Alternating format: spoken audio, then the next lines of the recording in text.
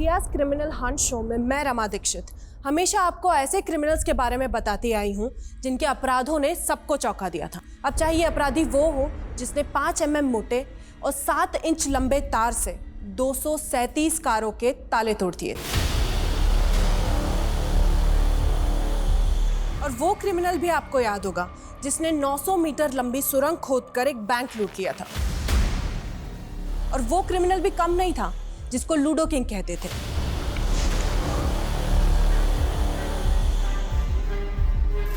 और आज हम हमारे शो पे एक ऐसे ही क्रिमिनल की कहानी सुनाएंगे जिसने सारे देश को हिला के रख दिया था। नमस्कार, मैं रेणुका शाने क्राइम पेट्रोल सतर्क में आप सबका स्वागत करती हूँ। हमारे किसी पसंदीदा टीवी शो का जब फर्स्ट सेगमेंट मिस हो जाए तो हमें उसका रिकैप देखने की बड़ी दिलचस्पी होती है कि पहले क्या हुआ था, तभी आगे देखने की दिलचस्पी कायम रहती है। पर हमारी असल जिंदगी भी एक कहानी ही है जिसका अतीत हम जरूर जानते हैं, लेकिन अंत क्या होगा हमें नहीं पता होता। लेकिन फिर भी हम अपनी योजनाओं के नए नए प्लॉट गढ़ते हैं, ऐसे ऐसे ब्रेक पॉइंट्स पड़ाव निर्धारित करते हैं और फिर सोचते हैं इसका क्लाइमैक्स एक हैप्पी एंडिंग से भरपूर होना चाहिए। ये कहानी हर घर की है, हर वर्ग की है, सपने और संघर्ष के हर उस ट्विस्ट और टर्न की है जो कभी हमें हंसा देता है, कभी हमें रुला देता है। लेकिन फिर भी हर जिंदगी का एक अलग काल चक्र होता है, एक अलग पृष्ठभूमि होती है, और इस केस की पृष्ठभूमि काल को भी चुनौती देने वाली थी।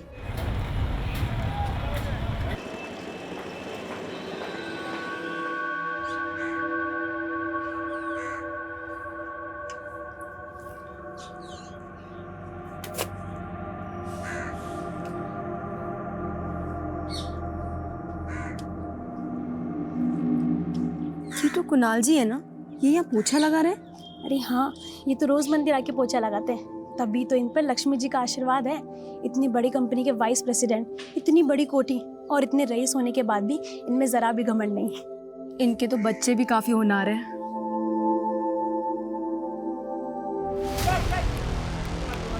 भाई ऊपर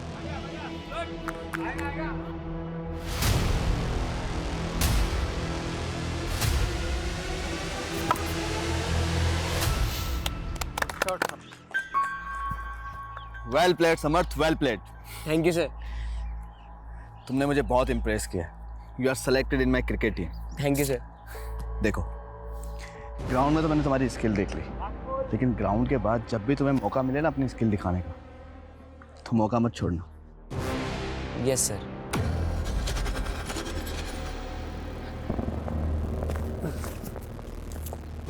क्या हुआ समर्थ? सर मैं वॉशरूम जाके आता हूँ, ठीक है? हाँ।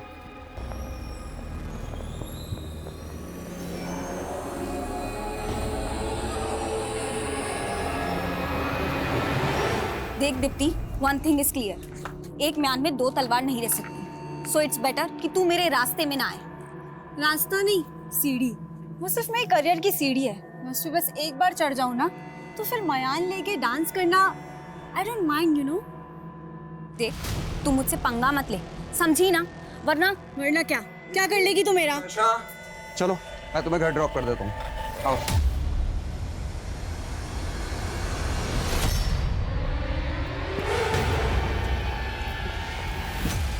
कोच का फेवरेट बनेगा, मेरी जगह लेगा। साले एक से एक गुंडे मेरे दोस्त हैं। ऐसा हाल करूंगा ना, पानी भी नहीं मांगेगा।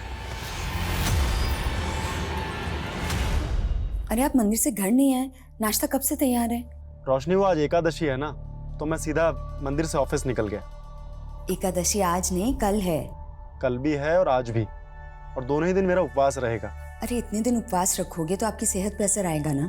अच्छा चलो, अभी देर हो रही है, मुझे ऑफिस निकलना है। बाय। ठीक है।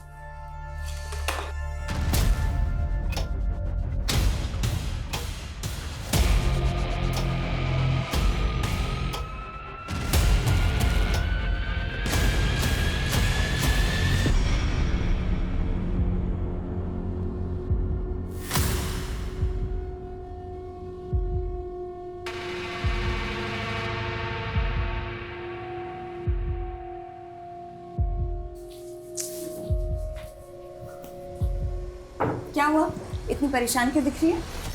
माँ नर्वसनेस तो है, लेकिन एक्साइटेड भी हूँ। आपकी बेटी स्टार जो बनने वाली है। अच्छा। हाँ माँ, आपको पता है मुझे ना एक एल्बम में रोल मिला है, तो उसी के शूट के लिए कॉल आने वाला है। माँ मुझे ना आउट ऑफ टाउन जाना होगा, तो प्लीज पापा को कन्विंस कर लेना आप। कोई जरूरत नहीं है, और मैंने तुम्हें पहले भी मना किया था ना, ये मॉडलिंग नहीं चलेगी। पापा आप समर को क्रिकेटर बना सकते हो, तो मुझे मॉडलिंग क्यों नहीं करने देते? जब देखो तुम मेरे साथ सौतेला वाला बिहेव करते रहते हो। लेकिन मैं रुकूंगी नहीं, आप देखना, मैं शूट पे जरूर जाऊंगी। देखा, तुम्हारी वजह से बढ़ावा मिला है उसे। कैसे बात कर रही है मुझसे वो। अरे पर मैं दीप्ति दीप्ति दीप्ति अरे क्या हुआ समर? हाँ समर, क्या हुआ तुझे? बैठ बैठ बैठ। कैसे क्या हुआ? हाँ बेटा, ये सब चोट कैसे लगी है? बोल। हाँ ये सब कहाँ से?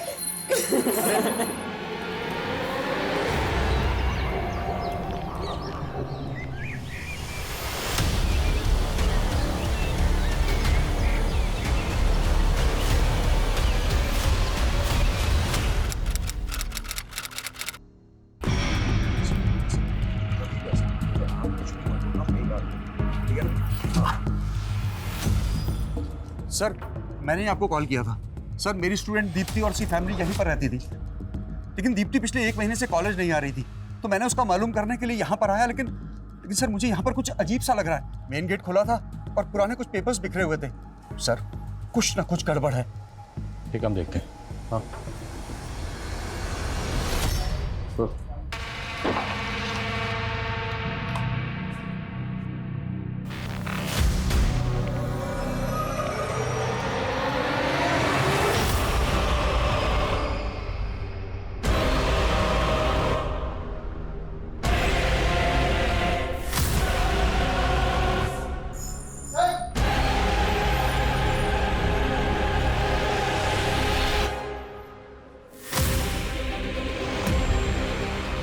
सर एक यहाँ पे भी है।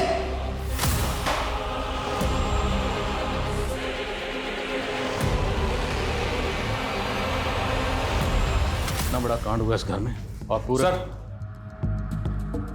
सर घर में टोटल 5 लाशें हैं। 1 लाश ग्राउंड फ्लोर के बेडरूम में, एक लिविंग रूम में, एक किचन में और 2 फर्स्ट फ्लोर पे। घर में 5 कत्ल हुए। सिर्फ कत्ल ही नहीं हुआ, लोगों को बुरी तरह से जलाया गया। पूरे घर को अच्छे से चेक करो, एक भी चीज छूटनी नहीं चाहिए। Okay sir. बाहर पड़ोसी से बात करते हैं। दीप्ति जिस कॉलेज में पढ़ती थी, मैं उसमें टीचर हूँ। उसका छोटा भाई सीसीपी के स्कूल में पढ़ता था। इस घर में दीप्ति के अलावा उसकी दादी और उसके माता पिता रहते थे। घर के अंदर 5 लाशें मिली हुई हैं जो बुरी तरह से जली हुई हैं। आप लोगों में से किसी ने कुछ देखा नहीं, कुछ सुना नहीं? नहीं सर, ये घर हमारे मोहल्ले से काफ़ी दूर है, तो हमें कोई आइडिया नहीं है क्या हुआ। दीप्ति के पेरेंट्स क्या करते थे? सर दीप्ति के पिता कुणाल जी एक बड़ी कंपनी में वाइस प्रेसिडेंट थे। उनकी वाइफ हाउसवाइफ थी और उनकी माँ ने तो कुछ महीने पहले ही मौन व्रत धारण किया था। उनकी माँ तो हमेशा भगवान के नाम जपती रहती थी सर।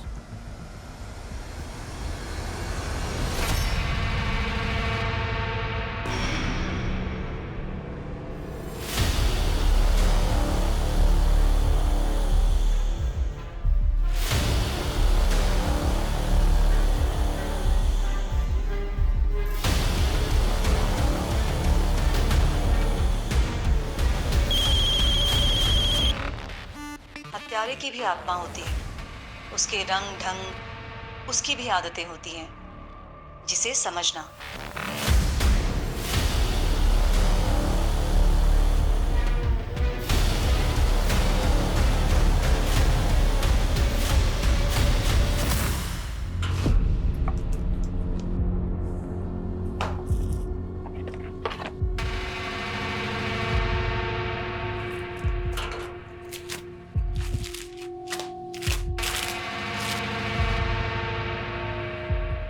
सर देख के तो ऐसे लग रहा है कि घर में लूटपाट की गई है।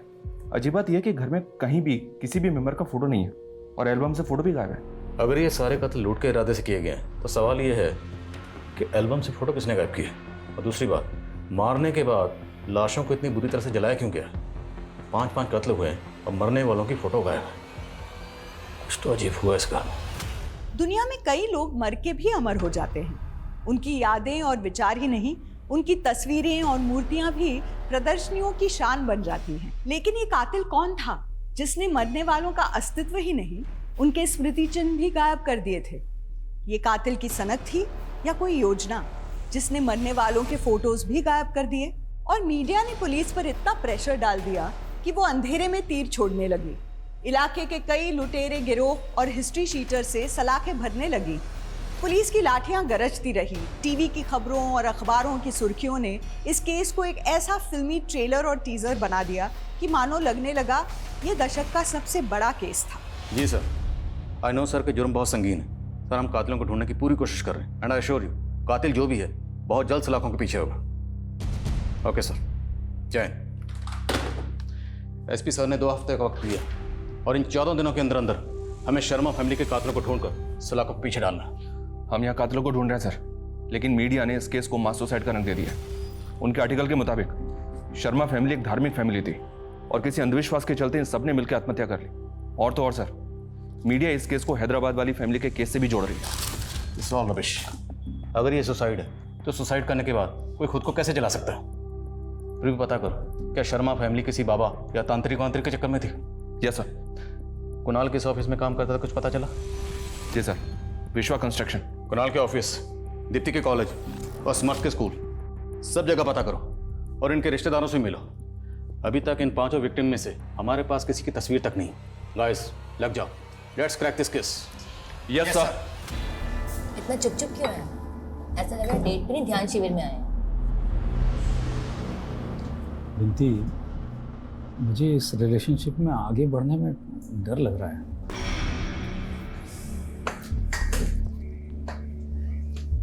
तुम्हें पता है तुमने 60 साल में शादी क्यों नहीं की? क्योंकि तुम अपने हर अफेयर से ऐसे दूर भागते रहे। लेकिन मैं तुम्हें कहीं नहीं जाने दूंगी। बिंती, तुम्हारी मेरी उम्र भी तो देखो। अरे ये तो अच्छी बात है ना कि तुम्हें इतनी जवान बीवी मिल रही है। इतनी प्रॉपर्टी, इतना जायदाद, मुझसे बेहतर कौन संभाल सकता है? हाँ ऐसे क्या देख रहे हैं जैसे कि मैं आपको चीट करके भागने वाली हूँ।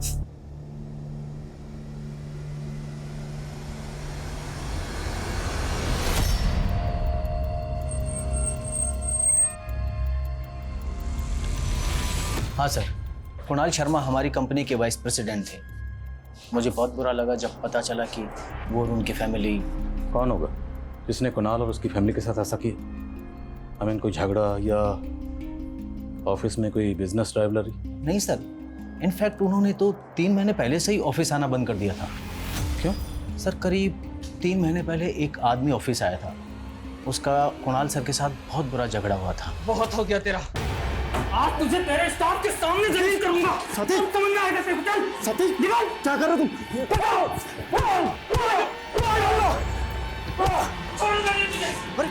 अरे हटाओ से। इशू क्या? कुणाल ने कोई भी पुलिस कंप्लेंट क्यों नहीं की? सर उन्होंने कुछ बताया नहीं। उसके बाद वो कभी ऑफिस नहीं आए, लेकिन करीब 1 हफ्ते बाद वो आदमी फिर ऑफिस आया था और ऑफिस के रिकॉर्ड से कुणाल सर के घर का पता मालूम करना चाहता था, लेकिन हमने उसे एंटरटेन नहीं किया सर। अच्छा, आपके ऑफिस के रिकॉर्ड में कुणाल की कोई तस्वीर होगी? हाँ सर, उनकी जॉइनिंग टाइम की कोई फोटो जरूर रिकॉर्ड में होगी। मुझे वो तस्वीर चाहिए। और वो जो 3 महीने पहले आदमी आया था कुणाल से झगड़ा करने, आप उसका स्केच बनवा सकते हैं? सर, कॉलेज रिकॉर्ड्स में दीप्ति का यही फोटो है। दीप्ति और उसकी फैमिली का किसी से कोई झगड़ा हुआ था? सर इस बारे में तो मुझे कुछ नहीं मालूम, लेकिन एक बात है सर, जब दीप्ति कॉलेज नहीं आ रही थी तो मैंने उसकी फ्रेंड नताशा से इस बारे में पूछा था, तो उसने कहा कि शायद दीप्ति और उसके परिवार वाले कहीं घूमने गए होंगे, इसलिए दीप्ति कॉलेज नहीं आ रही। लेकिन उन सबका तो मर्डर हुआ है, तो फिर नताशा ने ऐसा क्यों कहा कि वो लोग घूमने गए? सर मुझे भी बहुत अजीब लगा था। वैसे दोनों की आपस में बनती रही थी। कुछ दिन पहले क्लासरूम में दोनों का झगड़ा भी हुआ था। तो कहाँ थी तू? नहीं, मैं तो यही थी। तू मेरे पापा के कान भर के मेरा पत्ता साफ करना चाहती है? कुछ भी नहीं यार। इस झगड़े की वजह क्या थी? ये तो मुझे नहीं मालूम सर, लेकिन हाँ, दीप्ति और नताशा दोनों पढ़ाई के साथ साथ मॉडलिंग में भी अपना किस्मत आजमा रही थी, और दीप्ति के पिताजी को दीप्ति का मॉडलिंग करना बिल्कुल पसंद नहीं था। सर समर्थ हमारी स्कूल टीम का सबसे अच्छा बैट्समैन था, हमारी स्कूल टीम का कैप्टन भी सिलेक्ट हुआ था। लेकिन समर्थ ने स्कूल टूर्नामेंट में हिस्सा नहीं लिया। आपकी टीम का कैप्टन एब्सेंट था और आपने और आपके स्कूल ने ये जानने की कोशिश नहीं की कि... सर एक्चुअली समर्थ ने कुछ टाइम पहले ही अपनी सिक लीव ली थी। क्यों? क्या हुआ था उसको? सर शायद उसे फीवर था, इसलिए आखिर में हमें हमारा स्क्वाड भी चेंज करना पड़ा।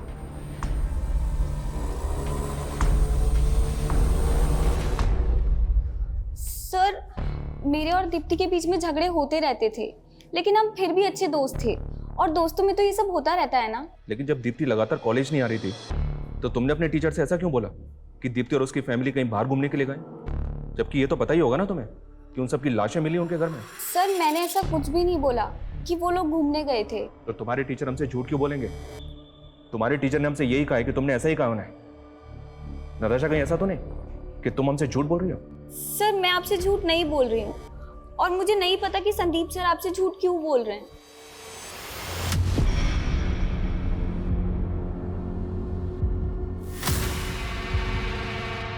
और नताशा कह रही है कि संदीप ने उस पर जानबूझकर शक जताया था। सर, मुझे ऐसा लग रहा है कि नताशा भी हमसे कुछ छुपा रही है, क्योंकि मैंने बाकी स्टूडेंट से बात की, उनके बयान से ऐसा लग रहा है कि दीप्ति और नताशा एक ही लड़के से प्यार करती हैं। Love triangle? May be sir, but वो लड़का कौन है ये पता नहीं चल रहा है। तो पता करो, क्योंकि प्यार मोहब्बत के चक्कर बड़े बड़े गुनाहों को जन्म देते हैं। हो सकता है शर्मा फैमिली का कत्ल भी इसी वजह से हो, और नताशा संदीप दोनों पर नजर को। हाँ सिंह। सर ये उस आदमी का स्केच जिसने 3 महीने पहले कुणाल के साथ मारपीट की थी, और सर ये पूरी फैमिली मेंबर्स की पोस्टमार्टम रिपोर्ट भी आ गई। ठीक है Manish sir, look at this report. Postmortem report के मुताबिक शर्मा फैमिली के सभी मेंबर्स का कत्ल लाश मिलने के 1 महीने पहले हो चुका था। इसका मतलब सर उस घर में 1 महीने से लाशें पड़ी हुई थी और किसी को कुछ पता नहीं चला, यहाँ तक कि नेबर्स को भी नहीं। उनको भी तब पता चला कि जब दीप्ति के टीचर ने वहाँ पे आके इन्फॉर्म किया। सर, कहीं ऐसा तो नहीं कि नेबर्स भी हमसे कुछ छुपा रहे हैं? मुमकिन है, क्योंकि यहाँ मर्डर्स नहीं है, सबको शूट किया गया, बुरी तरह से जलाया गया। अब इतना तो साफ है, ये मास सुसाइड तो नहीं है, और ना ही इन मौतों की वजह कोई अंधविश्वास है। These are all murders, brutal murders. इस फैमिली का किसी तांत्रिक बाबा से भी कोई कनेक्शन नहीं मिला है। ऐसा कौन हो सकता है सर, जिसने इन सबको इतनी बुरी तरह से जला के मार दिया, इनके फोटो तक वहां से गायब कर दिए? कातिल जो भी उसे ढूंढना तो है, और हम ढूंढेंगे उसे। उसकी आंखों के दोनों किनारों से नाक की चोंच तक करीब 43 डिग्री का एंगल है, लेकिन वेट लूज या गेन करने के बाद ये एंगल 43 से 41 डिग्री तक कम हो सकता है। नाक की लंबाई 13 सेंटीमीटर ही रहेगी, लेकिन ऊपर का होठ नीचे के होठ से 10% कम मोटा होगा। अगर आपको मुझसे शादी नहीं करनी थी तो मेरे करीब क्यों आए?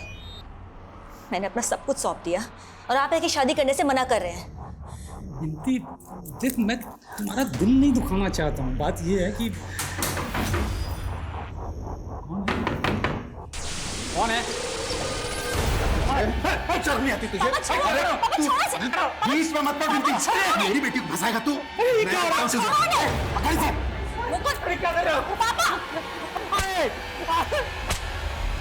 कुणाल, दीप्ति और समर्थ के अलावा समर्थ की माँ की फोटो समर्थ के स्कूल से मिली है, लेकिन कुणाल की माँ उमा की फोटो कहीं से भी नहीं मिल रही। उनकी तस्वीर कहाँ से मिल सकती है? कुणाल का वो मकान पुश्तैनी मकान, तो रजिस्टर ऑफिस में कांटेक्ट करो, हो सकता है प्रॉपर्टी के रिकॉर्ड पेपर में उनकी तस्वीर मिल जाए। और रोशनी के एक मायके के बारे में कुछ पता चला? सर, आस पड़ोस की 2 औरतों ने रोशनी के मायके के बारे में 2 अलग अलग स्टेटमेंट दिए हैं। रोशनी दीदी शायद आगरा की रहने वाली थी, लेकिन आगरा में कहाँ की ये नहीं मालूम। लेकिन रोशनी दीदी आगरा की कैसे हो सकती है? उन्होंने तो मुझे बोला था कि वो कानपुर की रहने वाली है। लेकिन रोशनी ने पड़ोसियों को 2 अलग अलग मायके के बारे में क्यों बताया होगा? सर, समर्थ के स्कूल से पता चला है कि उसने सिक लीव ली थी, लेकिन मैंने शर्मा फैमिली के डॉक्टर से बात की तो उसने बताया कि उसे बुखार नहीं हुआ था, बल्कि वो सोडोमी का शिकार हुआ था। What?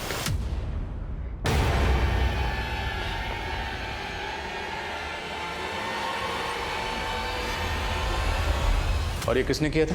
सर, फैमिली ने तो डॉक्टर को कुछ नहीं बताया था। जाहिर सी बात है, ये घिनौनी हरकत समर्थ के फ्रेंड सर्कल या स्कूल में से किसी ने की होगी।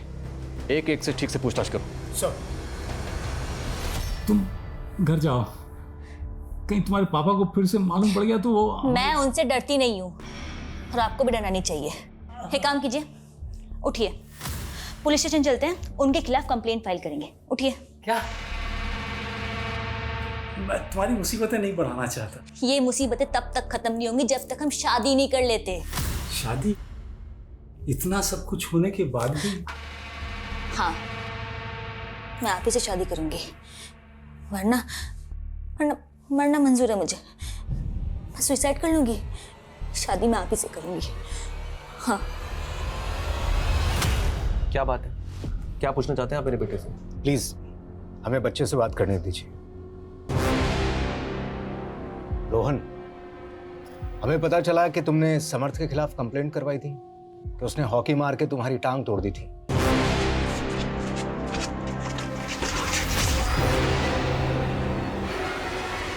हाँ सर, उसने मेरी टांग तोड़ी थी ताकि मैं इंजर्ड हो जाऊं और वो मेरी जगह टीम का कैप्टन बन जाए। और फिर तुमने उसके साथ में क्या किया कि वो स्कूल के टूर्नामेंट में खेल ही नहीं पाया? सर मैंने कुछ भी नहीं किया। समर्थ सोडोमी का शिकार हुआ है। अगर हमें पता चला कि तुमने उसके साथ में ये क्या बोल रहे हो आप?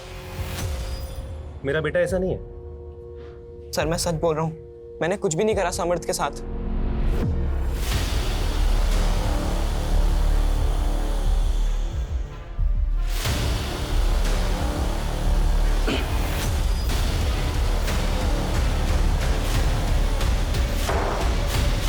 सर मैंने रोशनी के मायके का पता करने की कोशिश की थी।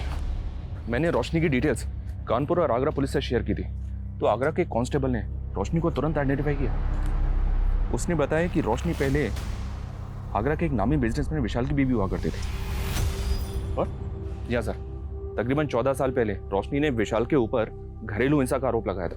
दोनों में डिवोर्स हो गया और उसके बाद रोशनी ने कुणाल से शादी कर ली। रोशनी और विशाल का डिवोर्स हुआ 14 साल पहले, और स्कूल रिकॉर्ड्स के मुताबिक दीप्ति की उम्र है 16 से 17 साल। मतलब दीप्ति कुणाल और रोशनी की बेटी तो नहीं? राइट सर, दीप्ति विशाल की बेटी थी और ये कुणाल विशाल का बिजनेस पार्टनर भी हुआ करता था। और चौंकाने वाली बात यह सर कि आगरा पुलिस का कहना है कि कुणाल विशाल के बिजनेस के साथ साथ उसकी बीवी और उसकी बेटी को भी भगा ले गया। इस लिहाज से तो विशाल का स्ट्रॉन्ग मोटिव है सर। तुम कह रहे हो कि 14 साल बाद इस विशाल ने कुणाल और रोशनी से बदला लिया? तो स्केच वाला आदमी कौन था जिसने 3 महीने पहले कुणाल को उसके ऑफिस में जाकर पीटा था? इस विशाल के बारे में सब कुछ पता करो। Okay sir.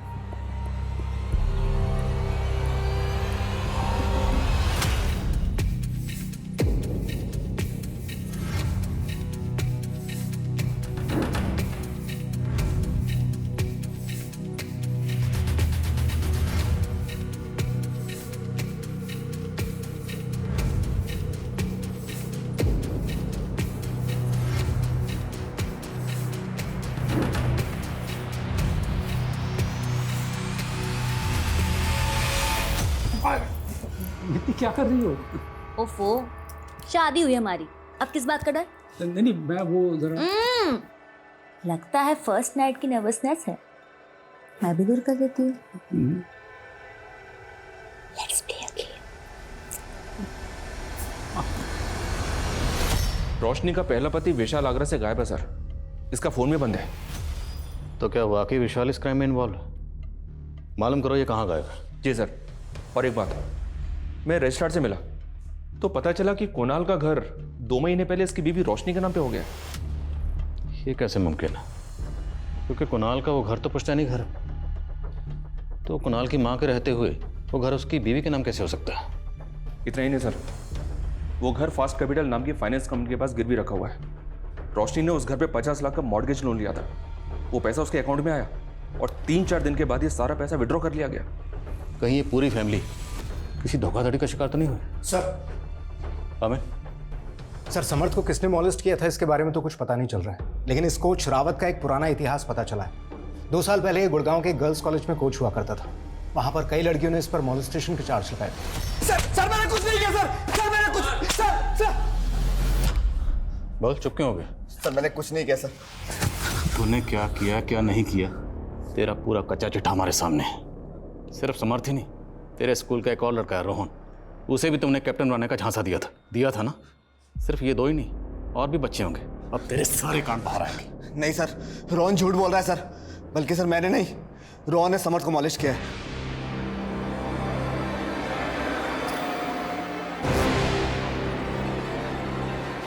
निकला सर, निकला। तो रोहन के बारे में तुमने पहले क्यों नहीं बताया?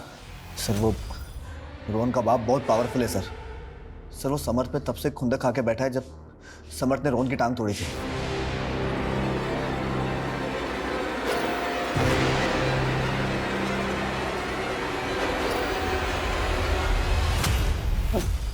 मेरी बेटी के साथ रेप किया तूने, बहुत लंबा अंदर जाएगा तू। नहीं बिंदी, ये क्या है?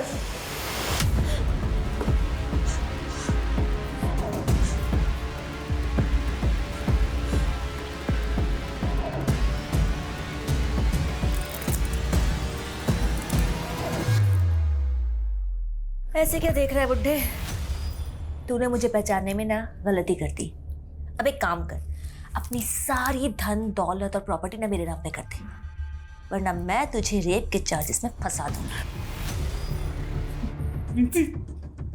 इतना बड़ा धोखा मेरे साथ। मैंने तुम्हें प्यार किया और तुम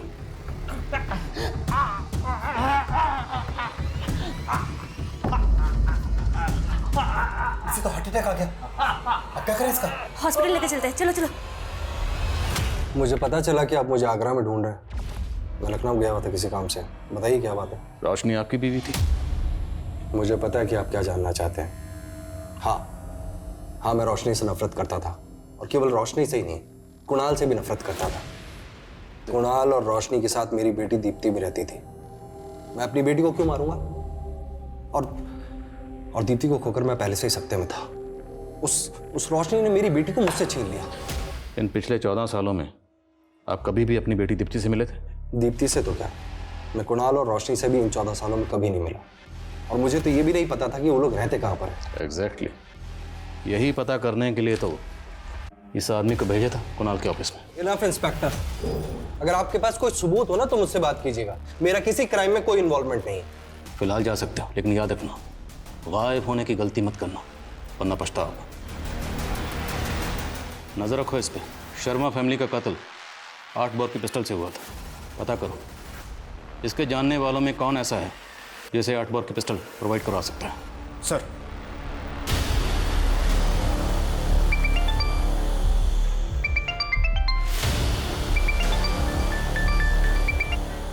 हाँ, कर रहा हूं तुम्हारा काम। अभी फोन काटो, मेरा ध्यान टूटता है।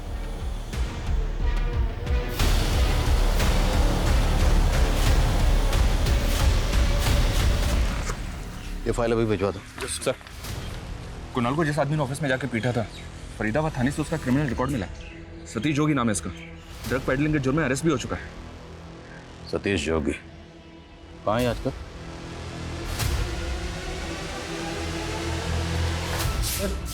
सर मैंने कुछ नहीं किया सर। तूने कुछ नहीं किया? हाँ, तो कुणाल के ऑफिस में जाकर उसे धमकाता क्यों था? उसके साथ झगड़ा क्यों करता था? और तो कुणाल का एड्रेस क्यों पता कर रहा था? क्या नफरत थी तेरी उससे? कोई नफरत नहीं थी सर मेरी उससे। कुणाल एक इवेंट ऑर्गेनाइज वाली कंपनी शुरू करने वाला था। उसमें पैसा इन्वेस्ट किया था मैंने, मेरा शेयर लगा था उसमें। लेकिन फिर ड्रग के केस में मैं अंदर चला गया और बाहर आने पर कुणाल मुझसे पल्ला झाड़ने लगा। देख सतीश, अगर मुझे पहले पता होता ना कि तू गलत धंधा करता था तो मैं कभी भी तुझसे उस कंपनी में इन्वेस्ट नहीं करवाता। और वैसे भी तेरे अंदर होते ही मैंने उस इवेंट कंपनी को स्टार्ट करने का आइडिया ड्रॉप कर दिया था। अरे लेकिन पैसा तो मैंने लगाया ना उस कंपनी में, वो कौन देगा? हाँ तो दे दूंगा, वैसे भी मैं पाप की कमाई नहीं रखता हूँ। कुणाल तेरे पैसे नहीं दे रहा था, इसलिए तूने कुणाल और उसकी पूरी फैमिली को। मैंने कुछ नहीं किया सर, मेरा यकीन कीजिए, मैंने कुछ भी नहीं किया। सर, ये सतीश जोगी भी कुछ नहीं उगल रहा है। हाँ, लेकिन ये बोल रहा है कि कुणाल इवेंट कंपनी खोलने वाला था। कुणाल विशाल का बिजनेस पार्टनर भी था और इतनी बड़ी कंपनी में वाइस प्रेसिडेंट था। फिर भी जब कुणाल ने अपना पुश्तैनी मकान अपनी बीवी रोशनी का नाम किया तो रोशनी ने वह मकान गिरवी रखा और 50 लाख का लोन उठाया। लोन की रकम गायब। ये सब कुछ बहुत अटपटा लग रहा है। सर, हम दीप्ति की दोस्त नताशा पर नजर बनाए हुए हैं। वो अक्सर इस योगेश नाम के लड़के से मिला करती है। सर, ये योगेश एक मॉडल कोऑर्डिनेटर है, साकेत में ऑफिस है इसका। पता चला है कि दीप्ति अक्सर इसके साकेत वाले ऑफिस में जाया करती थी। तो कैसे योगेश ने दीप्ति को झांसा दिया होगा? तो इस योगेश और नताशा की दोस्ती का क्या राज? सर, ये योगेश दीप्ति को अक्सर एक होटल में ले जाया करता है और इसके अलावा भी इसके कई लड़कियों से अफेयर।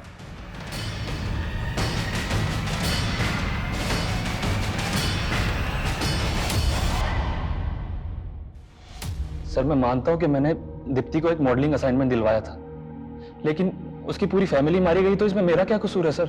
तो क्या करता है, सब पता कर लिया हमने। तो ये बता कि 16 सितंबर को दीप्ति को होटल में क्यों बुलाया था?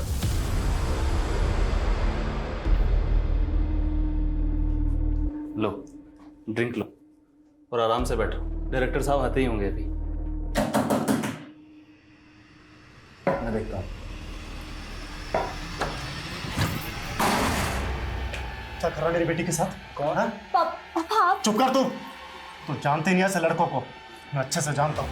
बोल, कैमरा कहाँ लगा रखा है? अरे अंकल, बोल। अंकल क्या कर रहे हैं? कैमरा कहाँ लगा रखा है तूने? अरे ऐसा कुछ नहीं है, आपको जरूर कोई गलतफहमी हुई है। गलतफहमी हुई है? होटल के स्टाफ ने सब बता दिया। दीप्ति के फादर कुणाल तुझे अंदर करवाने वाले थे, इसलिए तूने उनकी पूरी फैमिली नहीं सर, ऐसा नहीं है। उल्टा सर, दीप्ति के फादर को भी मुझे लेकर गलतफहमी थी। सर, नताशा ने दीप्ति के फादर को वहां भेजा था उसे एल्बम से निकलवाने के लिए, ताकि उसका खुद का चांस लग जाए, और इसलिए दोनों के बीच झगड़ा हुआ था सर। कल कहाँ थी तू? नहीं, मैं तो यही थी। तू मेरे पापा के कान भर के मेरा पत्ता साफ करना चाहती है? मैंने कभी ऐसा नहीं। मुझे तो सिर्फ मॉडल से मतलब था। दीप्ति के फादर उसे रोक रहे थे, इसलिए वो रोल में नताशा को दिलवा रहा था। रोल दिलवा रहे थे या? सर, वो अपनी मर्जी से मेरे साथ रिलेशन में थी, लेकिन सर दीप्ति से उसके बहुत चिढ़ थी, और इसके अलावा मुझे कुछ नहीं पता सर, मैं सच कह रहा हूँ।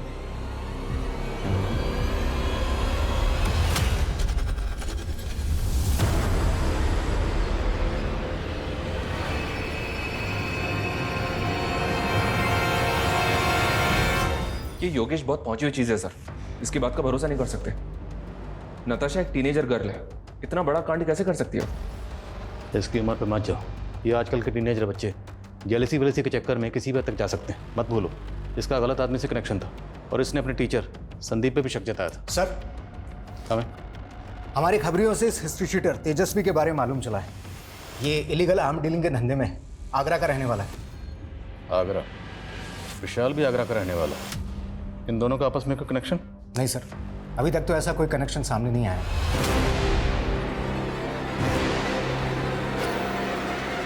मैं किसी तेजस्वी को नहीं जानता, और अगर वो आगरा का रहने वाला है तो क्या वो मेरा आदमी हो गया? आगरा में आपके कामों की पूरी फहरिस्त है हमारे पास, सारे कारनामे जानते हैं। काम तो प्रॉपर्टी डीलर का है, लेकिन प्रॉपर्टी खाली करवाने के लिए गुंडे भेजते हो ना? कौन से गुंडे? और कोई सबूत है आपके पास? कहाँ है मेरा बेटा?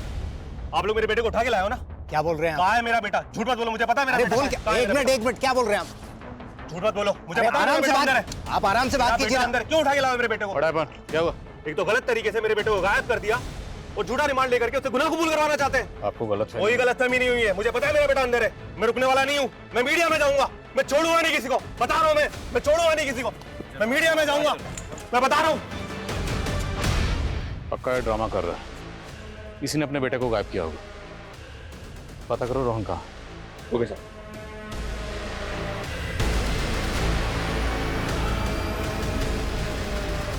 सर वो झूठे एलिगेशन लगा रहे हैं हम पे। सर मुझे तो शक है कि सर प्लीज मुझे एक हफ्ते का टाइम दीजिए sir. We are very close sir. Okay sir, sir. Sir, उस रोन का कहीं पता नहीं चल रहा सर, पता नहीं कहाँ गायब हो गया, और ना ही उस इलीगल आर्म डीलर तेजस्वी का। अब ये केस हमारे हाथ से निकल चुका है। एसपी सर का फोन था, उनका कहना है कि अब इस केस को एसआईटी सॉल्व करेगी। We are no more in this case. इस केस की जांच के लिए सिर्फ एसआईटी का गठन ही नहीं हुआ, बाद में सेंट्रल इन्वेस्टिगेटिव एजेंसी भी इस केस में आई थी, लेकिन जांच का दायरा कभी नहीं बदला। पहली जांच में सामने आए सस्पेक्ट्स दूसरी और तीसरी जांच में बढ़ जरूर गए, लेकिन असली गुनहगार को कभी कोई जीरो डाउन नहीं कर पाया। धीरे धीरे ये केस बिना किसी नतीजे के ठंडे बस्ते में चला गया। ये केस साल 2000 में आया था, और साल 2019-20 आते आते इस केस को हर कोई भूल चुका था। लेकिन इस केस को अब एक नई शोहरत मिलने वाली थी। जिस सरगर्मी से ये केस 20 साल पहले शुरू हुआ था, उतनी ही गर्मजोशी से इस केस का 20 साल बाद फिर से एक नया आगाज होने वाला था।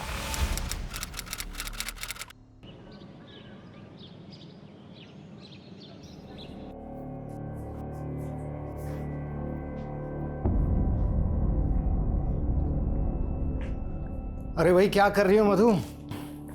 आपको तो अपनी ड्यूटी से फुर्सत ही नहीं है। हर साल कहते हैं घुमाने लेकर जाएंगे, लेकिन लेके जाते ही नहीं है। इसलिए हमारे पुराने ट्रिप की फोटोज देख रही हूँ। चलो भाई, अच्छा ही है कि तुम तो पुरानी यादें संभाल रही हो। एक मिनट।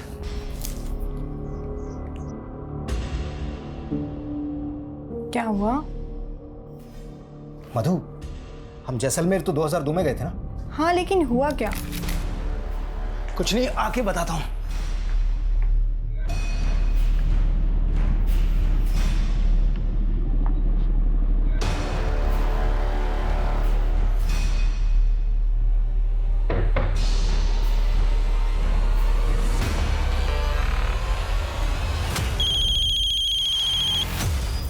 हेलो।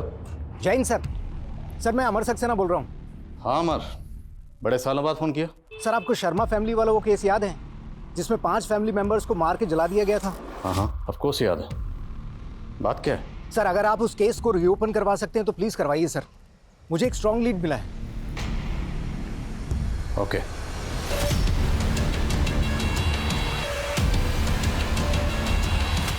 रमा, ये सरिता जी क्रिमिनल साइकोलॉजिस्ट हैं। इन्होंने इस केस पर बड़ी तफसील से काम किया। सर, अब अगर ये हमारे शो में आएंगी तो हमारे शो की एनर्जी बिल्कुल अलग ही हो जाएगी। Hope so. लेकिन स्कल्प्टर सर, ये संतराज शब्दों को शक्ल देने में माहिर है। सरिता जी। सर, मेरी ब्रीफिंग तैयार है। इस केस को स्टडी करने के बाद जितना मैं क्रिमिनल की मनोदशा को समझ पाई हूँ, उसके अकॉर्डिंग क्राइम करने के बाद वो अगर गायब भी हुआ होगा तो तकरीबन 50 किलोमीटर के दायरे में कहीं रह रहा होगा, और मौजूदा वक्त में वो कैसा दिखता है इसका भी मैंने ब्रीफ रेडी कर लिया। लेकिन आपके शब्दों को शक्ल देने के लिए मुझे वक्त लगेगा। आपके पास जो भी ब्रीफ तैयार है रिकॉर्ड करके दे दीजिए। जी। कितना वक्त लगेगा? कह नहीं सकता। कलाकार कल कल करते हुए सरिया बिता देता है और कलाकृति बनती नहीं। कलाकार साहब, आपके पास वक्त की कमी नहीं होगी, पर हम कानून के रखवाले हैं। हमें इंसाफ दिलाना होता है। ये शो अगले 14 दिनों में टेलीकास्ट होगा, तब तक सब कुछ क्लियर हो जाना चाहिए। जी। हम आज हमारे शो में पहली बार लाइव आकर एक क्रिमिनल की तलाश करने वाले हैं। ऐसा आज तक पहले किसी क्राइम शो में नहीं हुआ है। और हमारी आज की स्पेशल गेस्ट हैं क्रिमिनल साइकोलॉजिस्ट सरिता सचदेवा जी, जिन्होंने 20 साल पहले गायब हुए एक क्रिमिनल की ऐसी रुखरेखा तैयार करी है जिसे हमारे स्कल्प्टर संतराज जी ने एक मूर्ति में गढ़ा है। इसके पीछे उसी क्रिमिनल का चेहरा छुपा है जो 20 साल पहले हुए शर्मा फैमिली मर्डर केस का प्राइम सस्पेक्ट है।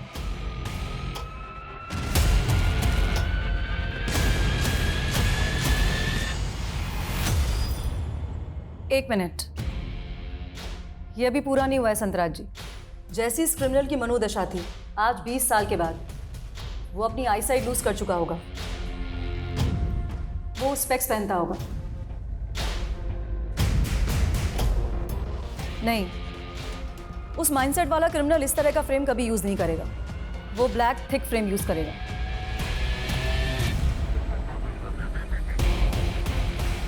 परफेक्ट। ध्यान से देखिए, यही है वो क्रिमिनल जो शायद आजकल आपके आसपास, आपके गली मोहल्ले या सोसाइटी में या ऑफिस में हो। अगर आपने ऐसे दिखने वाले किसी भी शख्स को कहीं देखा है या जानते हैं तो नीचे दिए गए नंबर पर तुरंत हमें कांटेक्ट कीजिए। हेलो, आपने शो में जिस आदमी की मूर्ति दिखाई है वैसे ही एक आदमी को मैं जानती हूँ।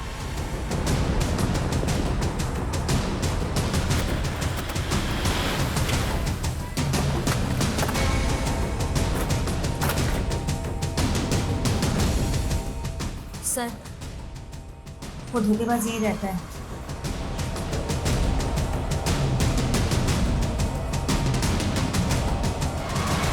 मुकुंद श्रीवास्तव और कुणाल शर्मा, बहुत लंबा इंतजार करवाया तूने। 20 साल। 20 साल पहले अगर डीएनए प्रोफाइलिंग कर पाना मुमकिन होता तो ये केस 20 साल तक अनसॉल्व ना रहता। खैर, उन 5 बॉडीज़ के रिमेन्स आज भी प्रिजर्व करके रखे हुए हैं। उनमें से तुम्हारी माँ उमा जी के डीएनए को तुम्हारे डीएनए से मैच करके देखें, फिर दूध का दूध पानी का पानी हो जाएगा। उम्र के आखिरी पड़ाव में हो। बोलो, सच क्या है? मैं बहुत बड़ा रईस बनना चाहता था। बहुत बड़ी कंपनी में वाइस प्रेसिडेंट होने के बावजूद भी मैं कई बिजनेस करना चाहता था। इसलिए मैं अपना सेविंग्स को कभी स्टॉक मार्केट में इन्वेस्ट कर देता या कभी किसी नए बिजनेस में, लेकिन मेरा पैसा डूबता ही चला गया। बहुत बड़े कर्ज में आ गया मैं। कहीं लेनदार मेरे कर्ज की वजह से मेरा घर ना हड़प लें, इसलिए घबरा कर मैं घर अपनी बीवी के नाम कर दिया मैंने। और तुम्हारी बीवी रोशनी ने उस घर को गिरवी रखकर 50 लाख का लोन लिया था। वो लोन की रकम कहाँ गई? उसी 50 लाख से मैंने अपना काफ़ी कर्ज चुकाया, लेकिन फिर भी काफ़ी कर्ज बचा रह गया। मैं बहुत तंग हो गया था।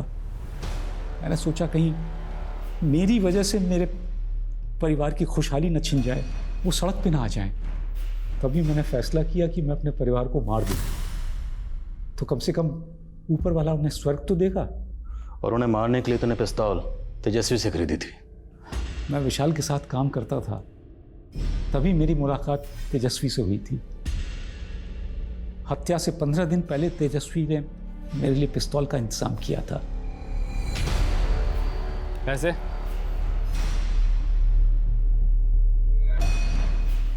ये क्या, ये तो आधे पैसे हैं। 15 दिन के बाद बाकी का भी दे दूंगा, फिलहाल इतना ही। फिर 15 दिन बाद तेजस्वी मुझसे पैसे लेने आने वाला था। मैंने तय किया कि उसी दिन मैं अपने परिवार को,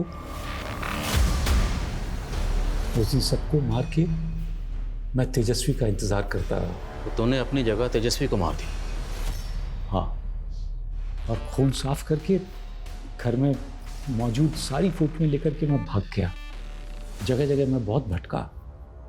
आखिरकार मैंने अपनी नई पहचान बना ली, मुकुंद श्रीवास्तव। मैंने एक छोटी सी नौकरी पकड़ी और साइड में अपना बिजनेस शुरू कर दिया। वहीं से मेरी किस्मत का चक्का चल पड़ा। लेकिन मैं अकेला था। विनती आई, मेरी पत्नी, लेकिन उससे मुझसे नहीं, मेरी दौलत से प्यार था, इसलिए मुझे पकड़वाया। बहुत कमीनी थी वो। सबसे बड़ा कमीना तो तू है। कमीना और खुदगर्ज, जिसने अपनी पूरी फैमिली को मार दिया। अपनी बीवी को, अपने छोटे छोटे बच्चों को, यहाँ तक कि अपनी माँ को भी। सिर्फ मारा ही नहीं, उन्हें पूरी तरह से जला दिया। तेरे पाप इतने घिनौने हैं ना, तुझे नर्क से भी धक्के मारकर बाहर निकाला जाएगा।